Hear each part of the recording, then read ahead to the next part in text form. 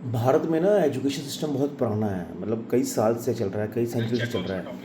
पर हमारा education system ना चेंज होता रहा है। जैसे पहले जब हिंदू राजा थे तब अलग सिस्टम था, मुस्लिम राजा आए उन्होंने सिस्टम चेंज कर दिया, ब्रिटिश आए उन्होंने सिस्टम को टोटली चेंज कर दिया। तो अभी इंडिपेंडेंस के बाद नया सिस्टम आया। तो सिस्टम जो इंडिपेंडेंस के बाद आया हम करंटली उसी की बात करेंगे, बिकॉज यही सिस्टम आजकल चल रहा है। और ये सिस्टम अच्छा भी है और अच्छा भी नहीं है। देखिए, जो इंडिपेंडेंस जब इंडिया की हुई तो हमारी जो इंडिया की नीड थी, हमें सिर्फ लिटरेट पर्सन चाहिए थे जो लिख सकें, पढ़ सकें और नॉर्मल जो अर्थमेटिक कैलकुलेशन कर सकें। पर्पस इतना ही था कि हमें वो पर्सन चाहिए थे जो ये काम कर सकें। तो हमारा एजुकेशन सिस्टम उसके हिसाब से बना कि जो लिख सकें, पढ़ सकें और प्लस माइनस अर्थमेटिक कैलकुलेशन कर सकें और ऑफिस में एज ए क्लर्क काम कर सकें।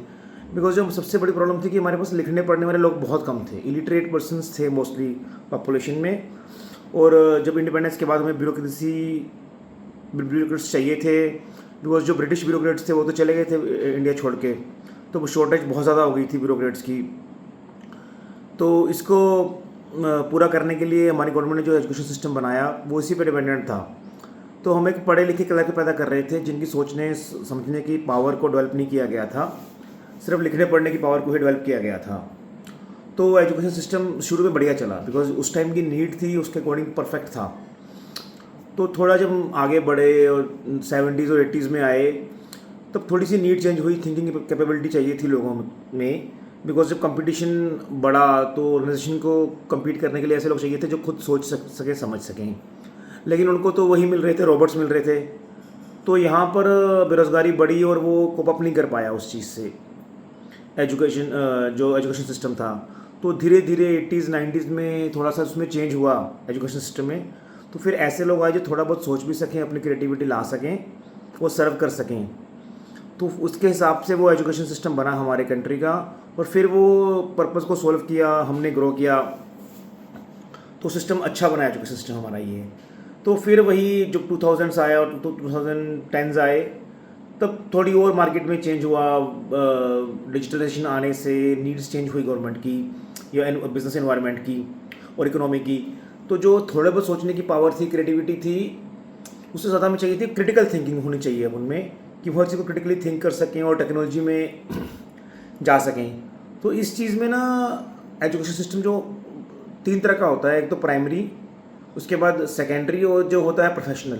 जो हमारा प्रोफेशनल एजुकेशन सिस्टम था उसने चेंज किया अपने आप को, उसने ये चीज़ डाली, ये कोर्स डाले, इस तरह के डिज़ाइन करे जो ये चीज़ें बच्चों में आए, स्टूडेंट्स में आए।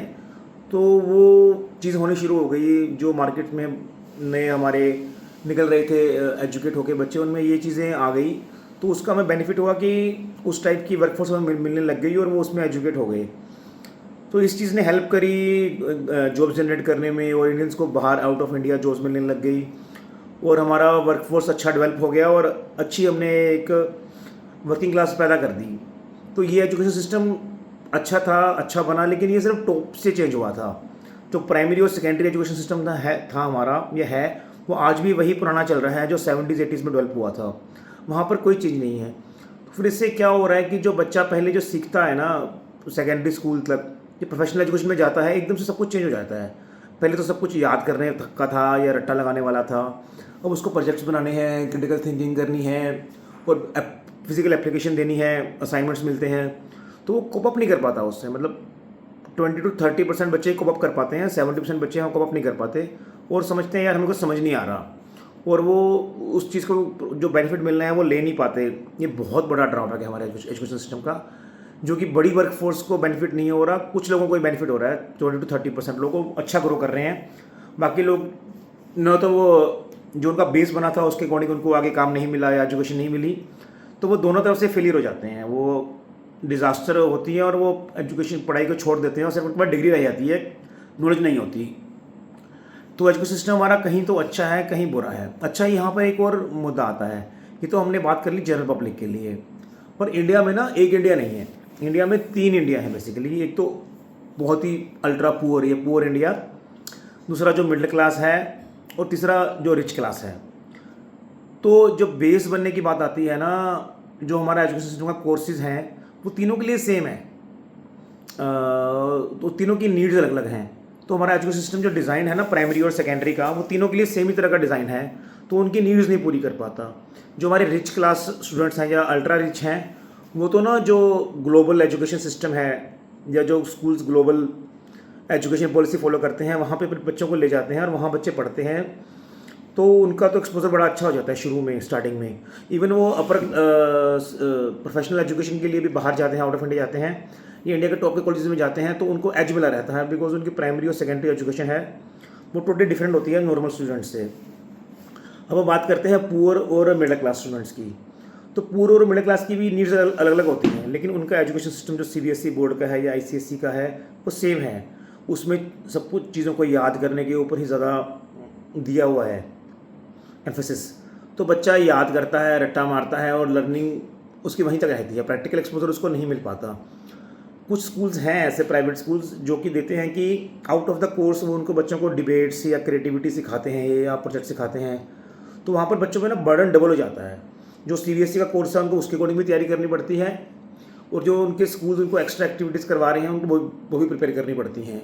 तो यहाँ पर बच्चों पर डबल बर्डन बढ़ जाता है, तो वो एक्स्ट्रा उनका घर पे ग्रोथ नहीं हो पाती जो उन्होंने करनी है। यहाँ पर हमें ड्रॉबैक दिखता है। और जो बच्चे पुअर क्लास के हैं जो कि नॉर्मल स्कूल में जा रहे हैं, जहाँ पर सिर्फ सीबीएसई या आईसीएसई का कोर्स ही पढ़ाया जा रहा है, एक्स्ट्रा कोई नहीं पढ़ाया जा रहा, या फिर कुछ ऐसे बच्चे भी हैं जो स्टेट्स बोर्ड में जाते हैं। जो स्टेट का बोर्ड होता है वो तो सीबीएसई से भी एम्फेसिस उसका काफ़ी लो है। जो चीज़ सीबीएसई आज अडॉप्ट कर रही है वो 4 या 5 साल बाद अडॉप्ट करता है स्टेट बोर्ड, तो उनकी जो पढ़ाई है वो और पिछड़ी, मतलब एक जनरेशन पीछे चली जाती है, तो वो बच्चे भी आगे जाके अपने आप को उनसे अलाइन नहीं कर पाते। तो यहाँ पर ये चीज़ें बड़ी मैटर कर रही हैं। तो हम देख रहे हैं कि ये जो रिच ने तो चलो ठीक है, वो एजुकेशन सिस्टम इंडिया से बाहर हो गया, वो ग्लोबल में चला गया, वो अच्छा पे कर पा रहा है।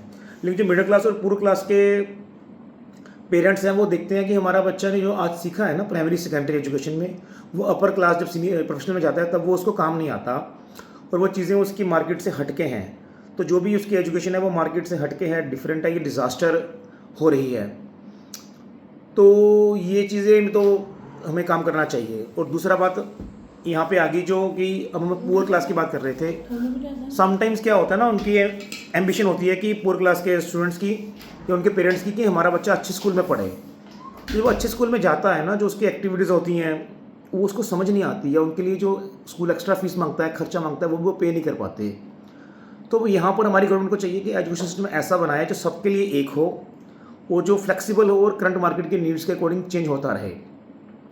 और जब गवर्नमेंट मार्केट के अकॉर्डिंग एजुकेशन सिस्टम को चेंज करती है ना, वहाँ पे ब्यूरोक्रेसी आ जाती है जो कि उसको चेंज जल्दी जल्दी नहीं होने देती, और फिर वो आउटडेट हो जाता है। तो हमारा एजुकेशन सिस्टम अच्छा है इंडिया का, सिखाता सब कुछ है, पर ये आउटडेटेड है। जो ग्लोबल मार्केट की नीड है या वर्ल्ड की नीड है, बिजनेस वर्ल्ड की नीड है, उसके अकॉर्डिंग नहीं काम कर पा रहा ये चीज़ तो सारी होगी हमारे एजुकेशन सिस्टम की। अब जो लेटेस्ट है ना, एक इमोशनल कंटेंट है या फिर सोशल लाइफ को जीना है, ये तो हम बच्चों को बिल्कुल सिखाते ही नहीं है किसी भी जगह पे, या अपर क्लास हो या लोअर क्लास हो या मिडिल क्लास हो। ये हमारी एजुकेशन सिस्टम में बहुत बड़ी कमी है। जब मैंने ग्लोबल एजुकेशन सिस्टम देखा, यूएसए का, कनाडा का या यूरोप का, तो ना बच्चों को सोशल एटिकेट्स, सोशल लाइफ के बारे में बहुत कुछ सिखाते हैं, और जो एम्पैथी है बच्चों में बड़ी डेवलप की जाती है। इंडिया में ये चीज़ तो ज़ीरो है। यहाँ पर हमारे जो सारा एजुकेशन सिस्टम है ना, वो सिर्फ नंबर्स लेने में, रैंक लेने में, और टेक्निकल एजुकेशन मीन्स टेक्निकल तो नहीं, साइंस और मैथ्स के ऊपर ही घुसा हुआ है। तो बच्चे को लैंग्वेज की नॉलेज हो रही है कि नहीं हो रही है, उसकी क्रिएटिविटी क्या डेवलप हो रही है, और वो सोशल क्या लर्न कर रहा है, क्या एम्पैथी हो रही है, इन चीज़ों के ऊपर तो कुछ है ही नहीं। इवन तो क्या होता है, जो बच्चे अच्छा कर जाते हैं अपने कैरियर में, अच्छी सैलरी ले पाते हैं, वो भी हैप्पी लाइफ नहीं जी पाते। तो हैप्पी लाइफ कैसे जीनी है, उसका क्या कंटेंट है, ये भी हमारे एजुकेशन सिस्टम में टोटली मिसिंग है। इसको भी हमें ऐड करना चाहिए। इससे बच्चे को पता लगेगा कि उसको सेटिस्फाई कैसे रहना है, उस किस चीज़ पे उसने मेहनत करनी है, किस पे नहीं करनी, और उसके लिए क्या मैटर करता है, क्या नहीं मैटर करता है। ये चीज़ तो होनी ही चाहिए। कुछ प्राइवेट स्कूल्स ने ये भी ऐड किया है अपने एजुकेशन सिस्टम में, पर फिर वही घूम फिर के बात पास्ट पे आ गई कि जब उन्होंने ये चीज़ ऐड कर दी उनका सिलेबस बहुत ज़्यादा हो गया, तो बच्चों पे नंबर ऑफ बुक्स का बर्डन, कोर्स का बर्डन और स्कूल के आवर्स बहुत ज़्यादा बढ़ गए हैं। तो बच्चा अपने आप से कोप अप नहीं कर पाता, बिकॉज उसको सब कुछ करना है। जो सीबीएसई बोर्ड ने दिया वो भी करना है, जो स्कूल की एक्स्ट्रा बुक्स हैं वो भी करनी है, और एक्स्ट्रा एक्टिविटी भी करनी है। तो इसमें भी ना अगर ये चीज़ें आ रही हैं तो कुछ होना चाहिए ऑप्शन कि उसका जो वर्क का जो लोड है वो दूसरे वाला कम हो जाए। जब तक ये नहीं होगा तो एजुकेशन सिस्टम प्रॉपर एफिशिएंट नहीं होगा। तो इन शॉर्ट हमारा एजुकेशन सिस्टम अच्छा है, इंडिया की नीड्स के अकॉर्डिंग है, नीड्स के अकॉर्डिंग बना था, पर ये अब आउटडेट हो गया है और एफिशिएंट नहीं है। ये दोनों चीज़ें अगर आ जाएंगी तो हमारा एजुकेशन सिस्टम बहुत अच्छा बन जाएगा। What do you think guys? Give me your answers.